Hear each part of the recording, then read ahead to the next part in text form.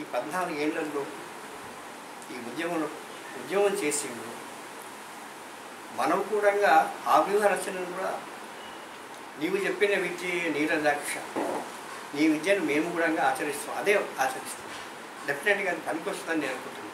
సరే పార్టీ నిర్మాణాలు జరిగేవి ఉంటాయి అవి, నేను కాబట్టి టోటల్గా నేను రూల్ అవుట్ చేయాలని అంటలేను, నేను ఉండనియండి అది. కానీ ఇక అవి అయితేనే పెరగాలి, ఇక మనం కోటగూడలు కట్టాలి, రాజ్యమేళాలు అయ్యే పని కాదు అంటున్నాం. ఆ కాలం పోయింది కదా.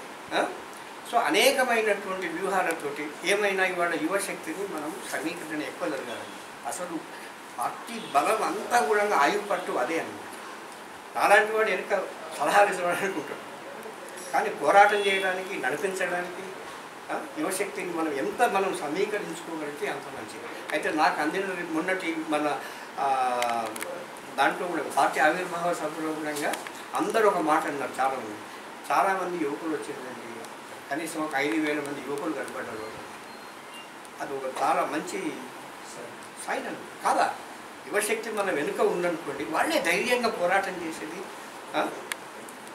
తెలిసిందా లేదా. కాబట్టి ఆ శక్తిని మనం చాలా సమీకరించాలి, మహిళల్ని మనం సమీకరించుకోవాలి, కింది వర్గాల నుంచి చాలామంది నాయకత్వంలో మనం చూపించాలి.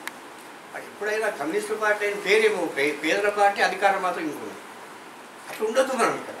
మనం ఏం చేయాలంటే వాళ్ళకి కూడా కొంచెం ఉండాలి కదా, అధికారంలో ఉండాలి కదా. ఎవడొచ్చినా మేము వాళ్ళే ఉంటారు, మేము ఉన్నామంటే ఎట్లయితుంది. సో ఇవన్నీ మనం చాలా అనేక రకాలుగా మనం చేసి ఈ పార్టీని మనం ముందుకు తీసుకుపోవాలి.